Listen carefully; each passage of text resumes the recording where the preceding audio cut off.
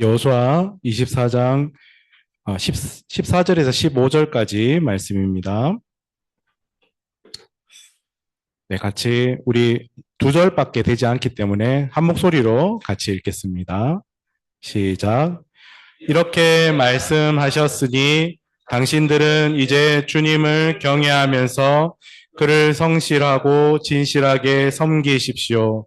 그리고 여러분은 여러분의 조상이 강 저쪽의 메소포타미아와 이집트에서 섬기던 신들을 버리고 오직 주님만 섬기십시오.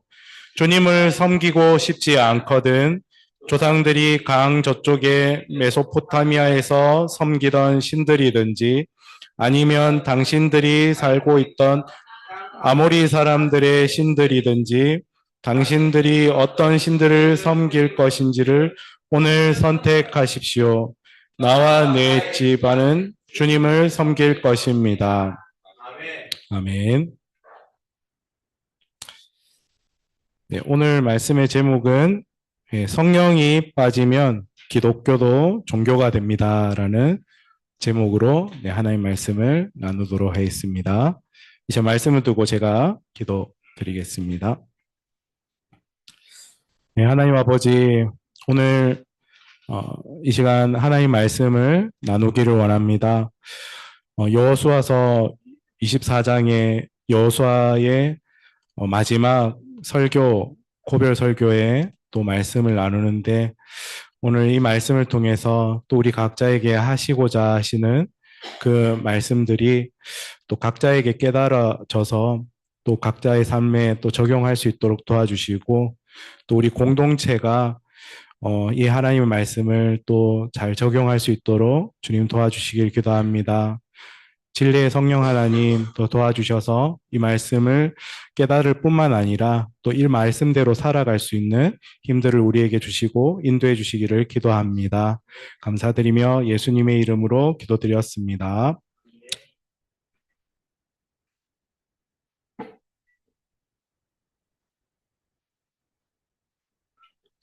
네, 오늘은 말씀을 들어가기 앞서서 제가 한 가지 질문을 또 드리고 제 말씀을 나누고 싶습니다. 우리가 예수님을 믿는다라고 하면 이제 사람들은 이제 종교를 믿는다라고 이렇게 받아들이잖아요. 그러면 우리는 이렇게 예수님을 믿고 또 하나님을 믿는데 사람들은 그렇게 생각할지라도 우리는 그거하고 다른 믿음을 가지고 있습니다. 근데 우리가 한번 그럼 세상 종교를 믿는 것과 예수님을 믿는 것의 차이가 뭘까요? 예. 이렇게 차이를 생각해 보면 어떤 부분은 세상 종교를 믿는 것과 그리스도인 기독교를 믿는 것이 같은 부분이 있다라고 또 생각할 수 있고 또 어떤 부분에서는 차이점이 있다라고 이렇게 생각할 수 있습니다. 그래서 세상 사람들은 그냥 이 세상 여러 종교 중에 하나를 믿는 사람들이라고 우리를 이렇게 볼 수가 있잖아요. 근데 같은 점도 있지만 결론적으로 오늘 이렇게 말씀을 다루면서 얘기를 하겠지만 우리 결론적으로 말하자면 예수님을 믿는 것과 세상 종교를 믿는 것은 본질적으로 다릅니다. 그 예를 한번 들어보겠습니다.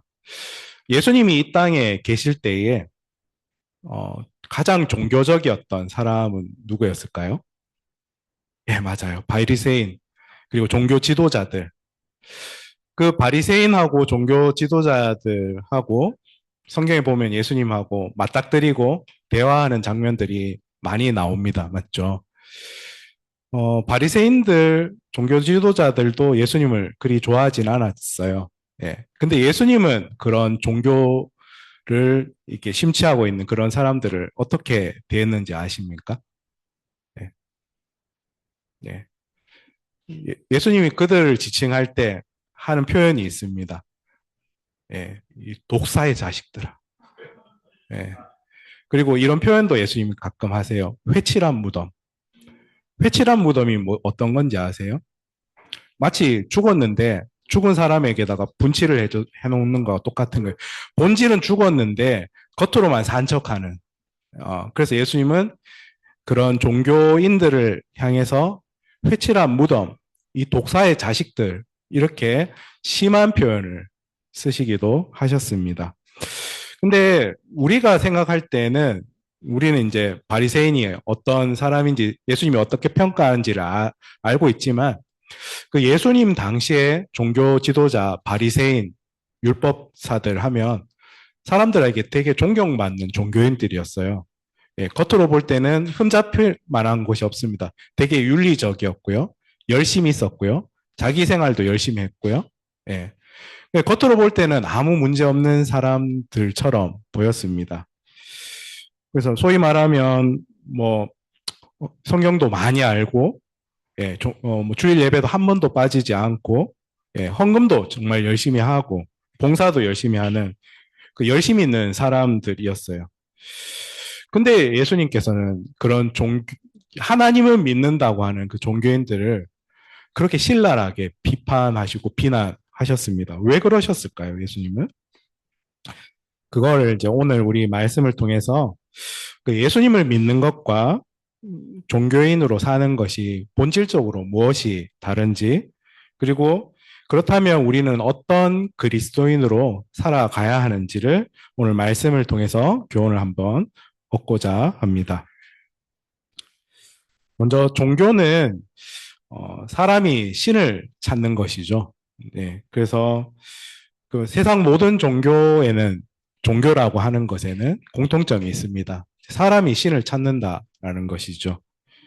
그래서 사람이 신을 찾고 그 자기가 믿는 신이라는 것을 이렇게 발견하고 의지하면 이제 보통 어떻게 하죠?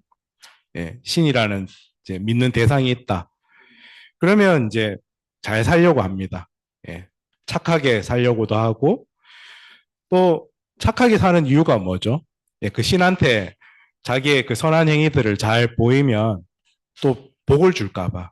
그래서 우리나라에서도 이제 그 조상한테 제사를 드리고 할 때 조상이 노여하지 말라고 이렇게 하는 거잖아요. 그래서 잘 해서 착한 일도 많이 하고 해서 결국은 뭐 예전엔 농경 시대니까 농사할 때 비도 제때 때 내려주고 이렇게 풍년이 들게 해달라고 이렇게 제사를 하는 것이죠. 그래서 무언가를 많이 합니다. 뭐 기도도 열심히 하고 뭐 선한 일도 많이 하고 또 무언가를 많이 드리고 그렇게 하죠. 이걸 잘 생각해 보면 이제 신이라는 믿음의 대상이 있는데 나는 일단 신에게 이런 정성을 드리는 거죠. 이렇게 하고 그러면 신은 어떻게 해주는 거죠? 그 정성에 걸맞게 복을 내려주는 거죠. 그래서 내가 좀 복이 부족하다고 뭐라고 보통 얘기하냐면 내가 정성이 부족했다. 이렇게 얘기하잖아요. 그래서 좀 더 정성을 들여라. 그러면 복이 온다. 그렇게 사람들이 얘기하고 또 종교를 찾고 믿고 했습니다. 근데 이게 잘 생각해 보세요. 나는 신에게 뭘 줬잖아요. 신은 또 나에게 복을 주잖아요. 이걸 잘 생각해 보면 우리 인간 사는 세상하고도 좀 비슷한 것 같습니다. 예, 기브 앤 테이크. 주고 받고잖아요. 주고 받고. 이 주고 받는다는 걸 두 글자로 보통 뭐라고 하죠? 주고 받는 거. 예, 예, 거래라고 합니다. 거래. 예. 그래서 신을 찾지만 신에게 나는 이만큼 주면은 신은 또 나에게 이렇게 줘야 된다. 내가 이만큼 주지 않으면 신은 또 나에게 이만큼 주지 않는다. 그 거래에 익숙한 거죠. 예. 우리 그 종교라는 것은. 그래서 요게 이제 기독교로 들어오고 뭐 하면 요런 신앙을 뭐라고 하냐면 기복신앙이라고 합니다. 기복신앙이 뭐냐면 복을 바라고 믿는 신앙이거든요. 복 받기를 바라고 믿는 신앙을 기복신앙이라고 합니다. 그럼 이렇게 질문을 할 수 있어요. 기복신앙이 뭐가 잘못됐습니까? 당연히 이만큼 했으면 그만큼 받아야 되는 게 맞지 않나요? 그게 또 세상 이치잖아요. 그리고 예수님 믿는 것도 뭐 그런 거 아닙니까? 우리가 열심히 하나님 섬기면 또 하나님 우리에게 복 주시고 이게 맞는 거 아닌가요? 이렇게 생각할 수도 있잖아요. 그리고 복 받기 위해서 내가 정성을 다하는 게 뭐가 그리 잘못되었습니까? 이렇게 얘기할 수 있을 것입니다. 근데 이게 엄연하게 말해서 잘못됐다고 할 수 있죠. 근데 잘못되었다라는 표현은 뭐냐면 시작이 잘못됐다라는 겁니다. 우리가 이게 이게 남방 같은 옷을 입을 때도 첫 단추를 잘못 끼우면 마지막에 완전히 어긋나잖아요. 첫 시장이 중요한 것인데, 시작이 잘못되었다라는 것입니다. 이런 신앙은. 성경에서는 우리가 하나님을 믿는 것에 대해서 이렇게 가르치지 않습니다. 예, 우리가 하나님께 뭘 해야 하나님이 뭘 주신다. 이렇게 가르치지 않고요. 성경은 완전하게 다르게 말하는데, 사람이 먼저 하나님께 뭘 하는 것이 아니라 하나님이 그냥 은혜를 먼저 베푸셨다라고 성경에서는 그렇게 가르치고 있습니다. 요한일서 4장 19절 말씀이 이렇게 말씀하고 있는데요.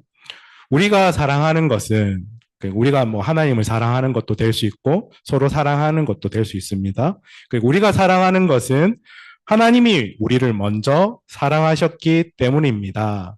라고 말씀합니다. 하나님은 사랑이십니다. 라고 하잖아요. 하나님은 사랑이십니다. 여러분, 사랑이 뭐라고 생각하세요? 사랑. 네, 고린도전서 13장 우리 전에 성경 말씀 묵상에서 사랑은 언제나 오래 참고 사랑은 언제나 오냐고 뭐 이렇게 시작하잖아요. 근데 이 사랑의 내용들을 보면 전부 희생하는 거거든요. 예, 자기 희생이거든요. 근데 하나님은 사랑이시라고 합니다. 하나님이 먼저 우리에게 자기를 희생하시면서 우리에게 먼저 은혜를 베푸셨다. 성경은 이렇게 말씀하고 있고 요한일서 4장 19절에서도 말씀하는 것이 우리가 하나님을 사랑하는 것 같지만 아니야. 하나님이 먼저 우리를 사랑하셨기 때문에 우리가 사랑하는 것이다 라고 말씀하고 있습니다. 그래서 우리가 예수님을 믿는 것은 우리가 먼저 하나님 사랑한 게 절대 아니라 하나님이 먼저 우리에게 사랑을 주시고 먼저 우리에게 오셔서 은혜를 베푸셨다라는 이야기로 시작이 됩니다. 믿음의 조상 하면 아브라함이 있죠. 근데 성경에서 아브라함이 제일 처음에 등장하는 거는 창세기 12장입니다. 예. 근데 아브라함이 뭘 잘해서 하나님이 그를 찾아간 게 아니라 그냥 일방적으로 하나님이 아브라함한테 찾아오시거든요. 복을 주시겠다면서 찾아오세요. 그리고 복의 이야기가 시작이 되는 것을 볼 수가 있습니다. 이렇게 성경은 먼저 하나님이 우리에게 은혜를 베푸셨다라는 이야기로 처음부터 그렇게 시작하고 있습니다. 하나님이 아담을 창조하실 때도 먼저 하나님이 말씀으로 세상 모든 것을 창조하시고 아담을 창조하시며 에덴 동산을 두시고 모든 것을 은혜를 베푸셨다라는 이야기로 시작되고 있습니다. 그리고 아담이 심지어 범죄했을 때도 아담이 자기 죄를 뉘우치고 하나님께 간 게 아니라 숨어있는 아담을 하나님께서 찾아가세요. 그리고 그가 부끄러우니까 무엇을 입고 있었죠? 나뭇잎으로 이렇게 입는 옷을 입고 있었지만 가죽옷을 지어 입혀 주시거든요. 예, 은혜를 베푸시는 이야기로 시작됩니다. 그리고 성경에서 예수님께서 이렇게 자주 비유로 말씀하시는 길 잃어버린 양. 길 잃어버린 양도 스스로 찾아온 게 아니라 목자가 길 잃어버린 양을 찾아서 생명을 구하지요. 그리고 탕자의 비유에서도 그 아들은 재산을 팔고 갔다가 돌아오긴 해요. 근데 아버지는 항상 그 아들이 돌아오길 기다리다가 돌아오는 모습을 보자마자 가서 끌어안는 먼저 은혜를 베푸시는 그 아버지의 모습을 보면서 하나님이 그렇다라는 것을 우리에게 말씀해 주고 있습니다. 그리고 제일 중요한 하나님께서 이 땅에 오신 바로 하나님의 아들 예수님이 이 땅에 오셨을 때도 우리가 죄인 되었을 때에 그분께서 우리를 먼저 찾아와 오셔서 우리를 위해서 십자가에 죽어주셨다라는 그런 말씀으로 우리에게 말씀하고 있습니다. 이처럼 하나님을 믿는 신앙은 출발점이 어디냐면 우리가 하나님을 스스로 노력으로 찾아간 게 아니라 우리가 죄인 되었을 때, 우리가 아무것도 없었을 때, 그럴 자격이 없을 때에 먼저 하나님이 은혜를 베푸심으로 시작되었다라고 그렇게 모든 성경에서 말씀하고 있는 것입니다. 그래서 이게 기복신앙하고 뭐가 다르냐면 기복신앙은 복을 받길 바라고 내가 열심히 하고 그 복을 얻는 거래라고 했잖아요. 근데 이건 뭐냐면 그냥 하나님이 내가 자격이 없는데 은혜를 주셨어요. 그럼 보통 우리가 은혜를 받으면 사람이라면 어떻게 해야 되죠? 그 반응으로. 예, 은혜를 알아야 되잖아요. 그래서 우리가 믿는 신앙은 어떻게 시작돼야 되냐면 하나님이 일방적으로 주셨으니까 그 은혜에 반응하는 거예요, 그냥.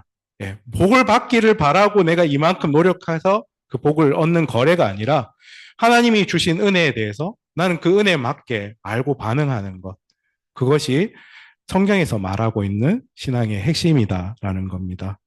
그래서 오늘 우리 제목에서도 보면 성령이 빠지면 기독교도 종교가 된다라는 겁니다. 이게 뭐냐면 우리가 이제 하나님의 은혜로 구원을 받았습니다. 예수 그리스도의 십자가의 은혜로 하나님이 보내주신 그 구원의 손길 때문에 우리가 그리스도인이 되었고 하나님의 자녀가 되었다라고 우리는 그렇게 믿습니다.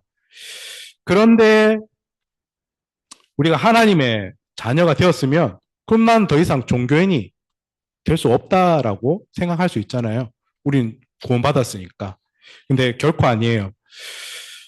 우리가 그리스도인이라고 그런 자격이 있고 그런 신분이 되었더라도 충분히 종교인처럼 그렇게 거래하는 신앙으로 살아갈 수 있다라는 겁니다.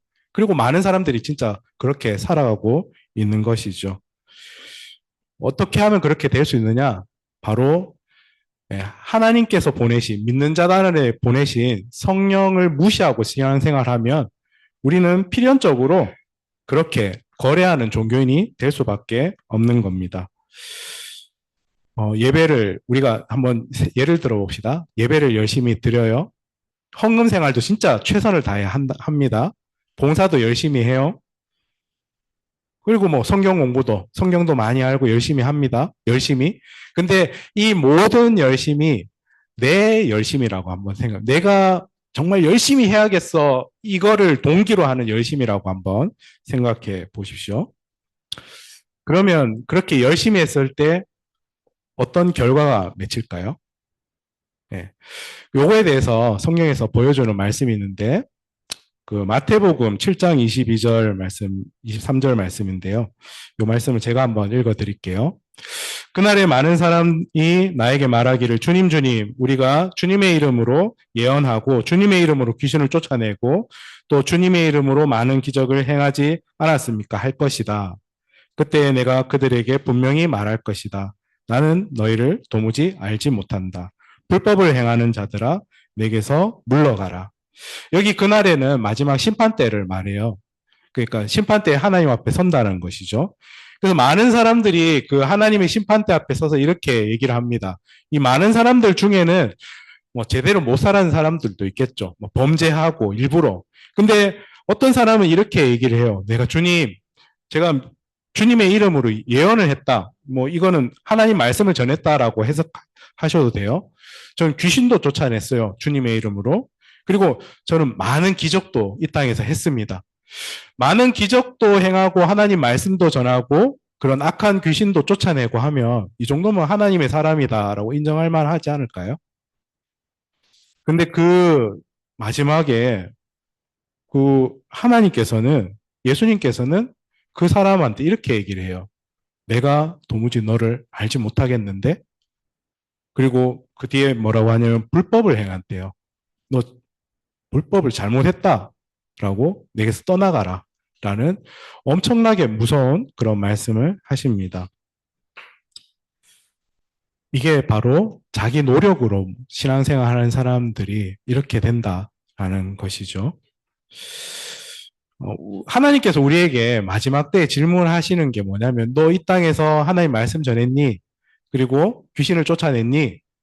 기적을 많이 행했니? 이게 물어보시는 게 아니라, 우리가 했던 예수 그리스도를 믿고 난 후에 했던 일들에 대해서 물어보실 때 뭘 물어보시냐면 너 무슨 힘으로 그 일을 했어? 라고 물어보세요.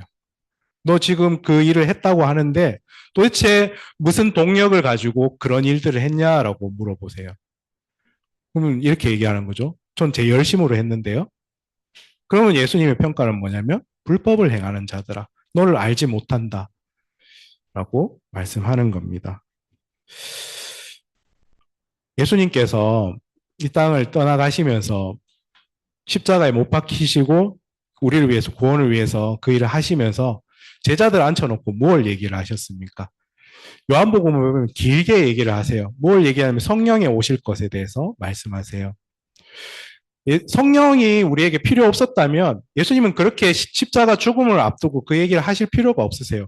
그냥 너희의 죄를 위해서 십자가에 죽고 나는 너의 죄 문제를 다 끝냈으니까 너희들은 이제 너의 열심으로 그렇게 나를 믿는 신앙생활을 하면 돼 라고 하고 끝냈으면 됩니다. 근데 구약 성경에서도 성령에 대해서 예언을 하지만 예수님께서도 십자가 죽음을 앞두고 왜 성령에 대해서 그렇게 강조하고 강조했냐면 바로 구원받은 이후의 신앙생활은 바로 성령을 의지해야지만 신앙생활을 할 수 있다. 거기서 동력이 나온다고 했기 때문에 그렇게 말씀하신 것입니다. 우리가 구원받을 때도 우리 힘으로 구원받을 수 있습니까? 우리 힘으로 우리의 죄의 대가를 지불할 수 있습니까? 할 수 있어요. 죽음으로 할 수 있습니다. 죽어야 돼요. 예. 자기 죽음으로 그걸 할 수 있어요. 그 대가를 치를 수 있어요. 그럼 우리 존재가 없어지잖아요. 그러니까 예수님께서 우리 죄를 대신해서 십자가에서 우리가 할 수 없으니까 우리의 구원을 이루어 주신 것입니다. 그리고 그분의 생명으로 우리에게 생명을 주신 것입니다. 구원의 시작이 그렇고요. 그리고 구원받은 삶의 그 삶도 마찬가지예요. 우리 힘으로 살아갈 수 있을 것 같지만 아니라는 거죠. 바로 성령 하나님의 힘으로 살아갈 수밖에 없기 때문에 성령을 우리에게 보내주신 것입니다. 예수님 없이 구원이 된다면 그냥 하나님께서는 성경에 열심히 살아라 그러면 구원받는다. 열심히 행하라 그러면은 복받는다라고 성경에 기록하고 말았을 거예요. 예수님이 이 땅에 오실 필요도 없는 것이죠. 근데 구원도 우리 힘으로 불가능하니까 바로 하나님의 은혜로 하나님의 아들을 보내신 것이고요. 우리 힘으로 구원받은 삶이 불가능하니까 바로 성령을 보내셔서 그렇게 그 동력으로 살아가라고 우리에게 성령을 보내셨다라는 것입니다. 그리고 그래서 우리가 예수님을 믿는다고 하면서 내 힘으로 신앙생활을 하면 그냥 세상 일반 종교를 믿고 사는 사람들과 전혀 다를 바가 없는 것입니다. 많은 사람들이 죄를 짓고 그리고 타락하고 뭐 이렇게 여러 가지 행위들로 죄를 지으면 아, 저거는 진짜 잘못됐다라는 게 너무나 보이잖아요. 그런 것은 오히려 개선할 수가 있어요. 왜냐하면 죄가 너무 분명하게 보이니까 그걸 지적하고 회개하고 돌아오면 되죠. 근데 진짜 무서운 거는 하나님 은혜 없이 하나님의 도움 없이 성령의 도움 없이 신앙생활하는 것이 너무나 무서운 겁니다. 왜 이게 무섭냐면 이건 안 보이기 때문에 안 보이기 때문에 그렇습니다. 겉으로 볼 때는 이런 사람은 아무 문제가 없는 것처럼 보여요. 예. 자기 열심으로 열심히 신앙생활하고 착하게 살고 종교생활하는 사람 겉으로 볼 때는 아무 문제가 없어 보여요. 너무 잘 사는 것처럼 보입니다. 근데 겉으로 문제가 드러나면 저 문제가 있다라는 것을 보고 바로 이렇게 치료하고 그런 방법들을 할 수 있는데 우리가 병에 걸렸을 때도 제일 문제가 되는 건 바깥으로 증상이 드러나지 않을 때가 진짜 위험한 거거든요. 근데 나중에 그 증상이 드러났을 때는 이미 다 몸속에서 골마 터질 대로 완전히 골마 터져서 아무것도 할 수 없는 지경에 이르렀을 때 그게 진짜 무서운 거잖아요. 근데 예수님 시대의 바리새인들이 그랬습니다. 겉보기에는 너무나 멀쩡한 사람이에요. 사람들이 볼 때는 하나님의 앞에 제일 열심히 하나님 제일 잘 믿는 사람처럼 보였고 열심도 있었고 겉으로 볼 때 너무나 신앙생활 바르게 하는 사람처럼 보였던 겁니다. 근데 예수님은 중심을 보시는 분이잖아요. 중심을 보니까 그 속에 골마 터져 있는 게 보이는 거죠. 네. 하나님 의지해서 신앙생활하는 것이 아니라 자기 힘으로 하나님과 거래하는 그 모습들이 보인 것입니다. 그래서 예수님이 그들을 향해 너희들이 분칠을 하고 화장을 했는데 무덤이구나. 너 실상은 죽었네? 라고 얘기하시는 것이고 독사의 자식들이라고 그렇게 말씀하시는 것입니다. 이제 로마서로 한번 돌아가 볼 텐데요. 그 로마서는 성경의 마태, 마가, 누가, 요한, 사도행전 다음에 로마서이죠. 그리고 로마서는 되게 중요한 성경입니다. 그 로마서는 누가 썼는지 아시죠? 예, 사도 바울이 로마 교회에다 쓴 서신입니다. 어, 사도 바울과 로마 교회는 직접적인 연관은 없어요.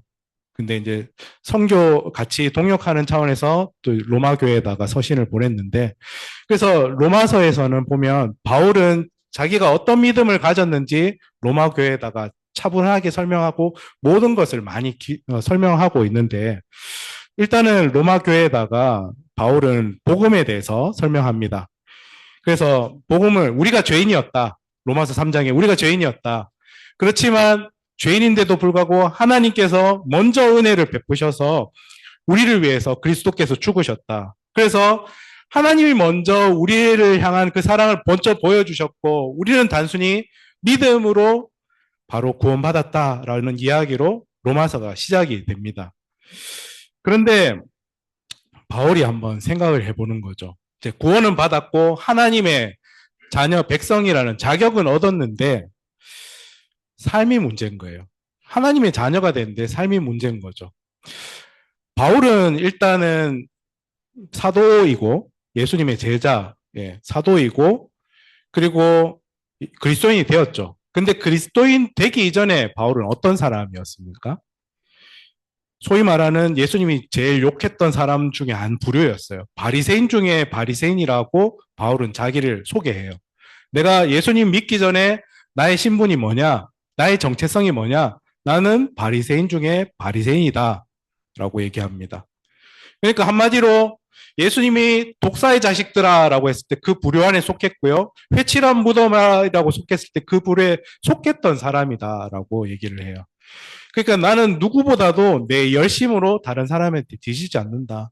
나는 겉모습으로 누구한테 책망받을 짓 한 적 없는 그런 삶을 살 수 있다.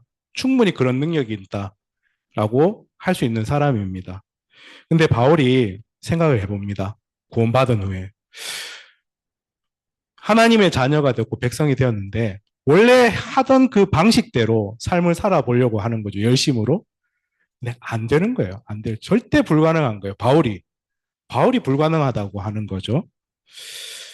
그리고 바울이 자기가 불가능한 것을 알고 나서 내가 마음속에는 하나님 뜻대로 살아야 되는 것도 알고 선하게 살아야 되는 것도 아는데 내가 오히려 하나님이 원하지 않는 악을 행한다. 예, 불법을 행한다라고 고백을 해요. 내가 열심으로 사는데 열심히 살면 살수록 오히려 하나님 앞에 불법을 행한다라고 하면서 바울이 이런 고백을 하죠. 이것도 몇 번 인용을 했었는데 바울이 로마서 7장에 이렇게 고백합니다. 아, 나는 비참한 사람입니다. 누가 이 죽음의 몸에서 나를 건져내겠습니까? 라고 이런 고백을 해요.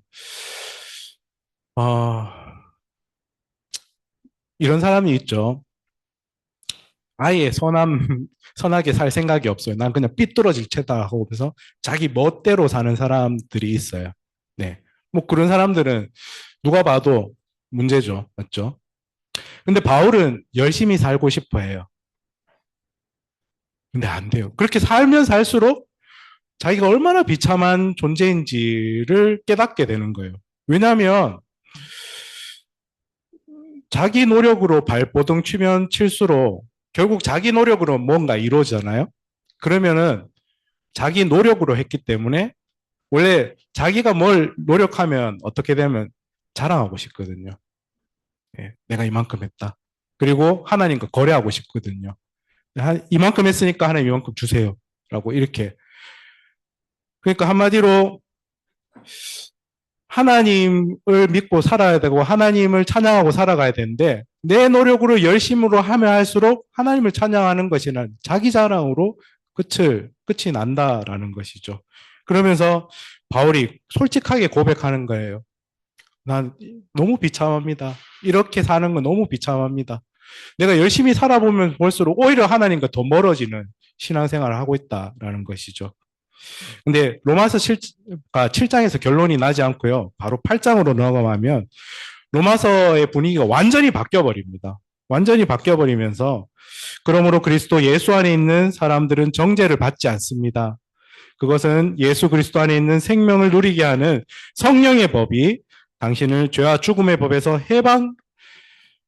해방하여 주었기 때문입니다. 라고 하면서 8장부터는 성령 이야기가 계속 나와요. 우리가 로마서 8장부터 읽어보면 성령 이야기가 진짜 많이 나옵니다.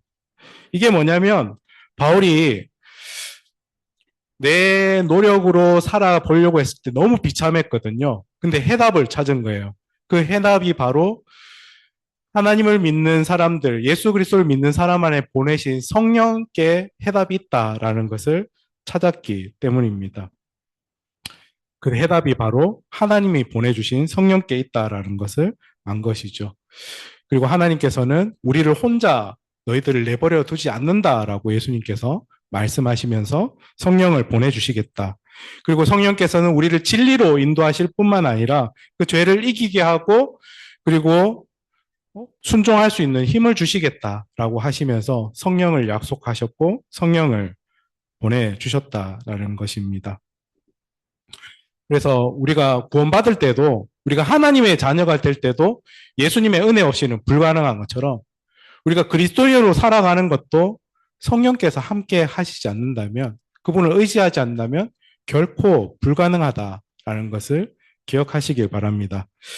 그렇다면 내가 성령의 사람이다, 성령의 사람이다라는 것을 무엇으로 알 수 있느냐? 성경에 보면 이제 성령의 은사들에 대해서 많이 나오는데요. 그래서 뭐 방언의 은사도 있고 뭐 여러 가지 은사들이 있습니다. 그래서 기도를 많이 하는 사람이 성령의 사람인가? 아니면 뭐 여러 가지 은사들을 행할 수 있는 사람이 성령의 사람인가? 근데 성경에서는 분명한 기준을 제시하는데요. 뭘 신비한 체험을 많이 했고 여러 가지 은사를 하는 사람이 성령의 사람이 아니라 바로 성령께서 우리 안에 계시면 성령께서는 진리의 하나님의 성령이시고 말씀을 하시는 분이시기 때문에 성령의 사람은 순종으로 나타난다는 것이죠. 말씀으로 순종으로 나타나는 것입니다. 그래서 예수님께서도 우리에게 말씀하실 때 너희가 나를 사랑하면 나의 계명들을 지키리라 순종하리라 라고 말씀을 하시는 것입니다. 그래서 우리가 하나님의 말씀에 대해서 순종으로 응답한다면 우리 안에 성령께서 계시고 성령께서 우리에게 말씀을 하세요. 이렇게 하라고. 그럼 우리가 순종하잖아요. 그러면은 성령께 순종한 것이기 때문에 우리가 한 것이 아니기 때문에 결국 우리가 그 일을 하고서 누구에게 영광을 돌리냐면 자기한테 돌리지 않아요. 자기 힘으로 한 것이 아니기 때문에 성령께 또 하나님께 영광을 돌리게 되어 있는 것입니다. 근데 만약에 우리가 신앙생활을 할 때 그게 자기 힘으로 했잖아요. 말로는 하나님의 은혜로 하셨지요 하지만 속으로 이렇게 생각해요. 내 힘으로 했지 뭐. 내가 노력했지 뭐. 이렇게 얘기한다는 거죠. 그러면서 남이 알아주지 않아요. 그럼 삐져요, 삐져. 예, 비교합니다. 계속 비교합니다. 사람들하고. 그게 그렇게 되는 것이죠. 그래서 성경에 보면 성령의 열매라는 표현을 쓰죠. 자기 힘으로 했으면 그걸 자기 열매라고 하면 됩니다. 왜 내가 했으니까 내가 열매 맺는 거니까. 근데 왜 성령의 열매라고 하냐면 우리는 단지 성령께서 말씀하시고 순종했기 때문에 성령께서 맺게 하신 열매이기 때문에 성령의 열매라고 하는 것이고 그 열매를 맺었을 때 결국 하나님께 그 열매를 맺게 하신 하나님께 영광을 돌리게 되는 것입니다. 자, 오늘 우리가 나눴던 말씀의 처음으로 돌아가서 예. 예. 지난주 거랑 좀 섞여 있어가지고 예. 오늘 여호수아 24장 14절 15절 말씀에 보면 이렇게 말씀하고 있습니다. 14절에 이렇게 말씀하셨으니 당신들은 이제 주님을 경외하면서 그를 성실하고 진실하게 섬기십시오. 라고 말씀합니다. 여호수아가 이제 이게 여호수아 24장은 이제 고별 설교거든요. 여호수아의 마지막 성경입니다. 하나님께서 차지하라고 한 모든 가나안 땅을 다 차지하고 이제 백성들을 다 모아놓고 하는 설교예요. 그리고 이제 주님을 경외하면서 열심히 사십시오 이렇게 말하는 것 같잖아요. 이 말씀을 보면. 근데 앞에 뭐라고 적혀있냐면 이렇게 말씀하셨으니 라고 시작합니다. 요게 이제 조금 더 다른 표현은 그러므로 앞에 말씀이 이렇게 하고 있기 때문에 그러므로 당신들은 이제 이렇게 하나님을 섬기고 사십시오라고 합니다. 그럼 앞에 무슨 내용이 있었냐면 야, 너희들이 노력해서 가나안 땅 차지한 것 같냐? 라고 물어보는 거예요. 자, 뭐 물어보겠습니다. 가나안 땅을 이스라엘 백성들이 노력해서 정복했습니까? 그들이 노력해서 이집트를 탈출했습니까? 홍해를 그들이 노력해서 갈랐습니까? 그들이 40년 광야 생활을 할 때 그들이 노력해서 그들이 배를 안 굴고 그렇게 40년을 무사히 해서 가나안 땅으로 들어왔습니까? 여리고성 첫 번째 가나안 성인 여리고성이 무너졌을 때 그들이 좋은 칼과 검과 좋은 전술을 가지고 있었기 때문에 그 성이 무너졌습니까? 그걸 묻고 있는 거예요. 그러면서 이 앞에서는 14절 앞에서는 그걸 말씀하는 겁니다. 너희들이 지금까지 이집트를 탈출해 왔고 홍해를 건너왔고 광야의 40년 생활을 걸어왔고 가나안 땅에 들어와서 그 가나안 땅에 있는 땅들을 성들을 정복했을 때 너희 힘으로 했냐 하나님의 은혜로 했냐 한번 생각해 보라는 거죠. 하나님의 은혜로 이때까지 온 거 아니냐라는 거죠. 그렇게 하셔서 그러므로라고 얘기하는 그러므로 이제 주님을 경외하면서 그를 진실하게 섬기라라고 말하는 겁니다. 이게 뭐냐면 하나님이 이렇게 은혜를 베푸셨잖아요. 그리고 너희들이 그 은혜를 경험하면서 지금까지 이 가나안 땅을 다 왔었잖아요. 그러면 그 은혜에 반응하라는 거죠.